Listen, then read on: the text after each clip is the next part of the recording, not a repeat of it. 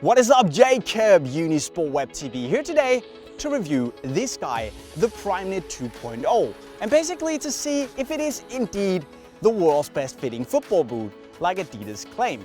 And also, of course, to see if it's any good. So what do you say? We go get our knit on.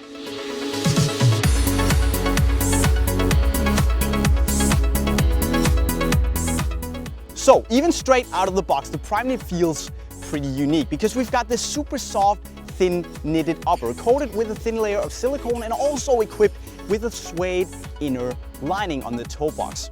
And all of that means that it wraps effortlessly around your foot. It's super soft and it almost caresses your foot. It's that comfortable.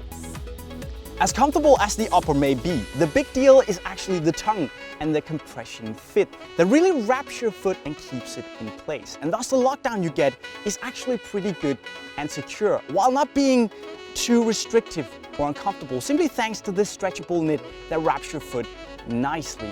Now, it's not the most aggressive lockdown in the world, but it definitely does its job and is more aggressive than, say, on the Magista. Another big thing is the heel, which to be honest made me a bit skeptical at first because, well, it looks weird and frankly like the mother of all gimmicks. But to be honest, the concept with following the anatomical shape of your heel feels really good when you try it on.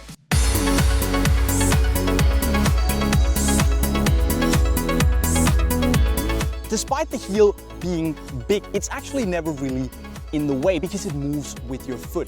And despite feeling weird at first and like it's missing a bit of lockdown, once you get used to it, the free sensation feels really, really good. Now, I got no pressure points, I got no blisters, and it is actually insanely comfortable, although it might not be for everyone. Fit-wise, the Primeknit 2.0s will accommodate most people, except for those with really wide feet, simply because of the compression fit tongue wrapping so closely around your foot. Now, the toe box might also look a little bit bulky, but in general the fit is super close without feeling restrictive. Thanks, Primeknit. Now, size-wise, I'm normally a size 40. That's also the case in the Primeknit, so true to size is the way to go. The sole plate is the one we know from the F50, which means you get the second traction studs that offers you a lot of grip when you push off and thus acts as a really solid base for hardcore acceleration. But as much as I like the F50 plate, it does feel a bit misplaced on the Primeknit because having a thin speed sole on such a comfortable boot does feel weird, especially because it doesn't offer enough lockdown to fully utilize the speed plate. I would rather have had conical studs and maybe the comfort frame. It does its job, but I'm just saying.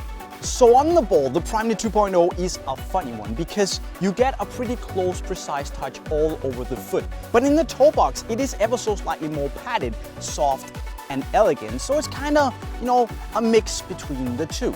It's pretty nice. So also adidas made this 3D structure to give you a bit more control on the ball. But to be honest with you guys, I didn't really feel the extra amount of grip in the heat of the battle. Now, it's by no means a slippery upper, but don't expect too much in the grip department. So, shooting-wise, the Primeknit 2.0 is a pretty no-nonsense experience. You get a clean, big strike zone thanks to the off-center lacing, and also the fit is so tight that there's really nothing extra in the way. So in other words, it's all up to you. But you're good enough, aren't you? Doing the inevitable comparison between the Primeknit and the Nike Flyknit boots. With the Primeknit, you do get a less sock-like but more traditional compressed feel that is still seamless and really takes your mind off of the fact that you're wearing a football boot. In short, it is freakishly comfortable. And for me, this is a great step for adidas, and frankly, a good base to battle it out for the knitted throne in the future. But what do you guys think about the Primeknit 2.0s? Would you take these or the Flyknit boots? You should let me know in the comment section below, because this was all I have for you for today, but we're back again later with more Unisport Web TV. Signing off, cheerio.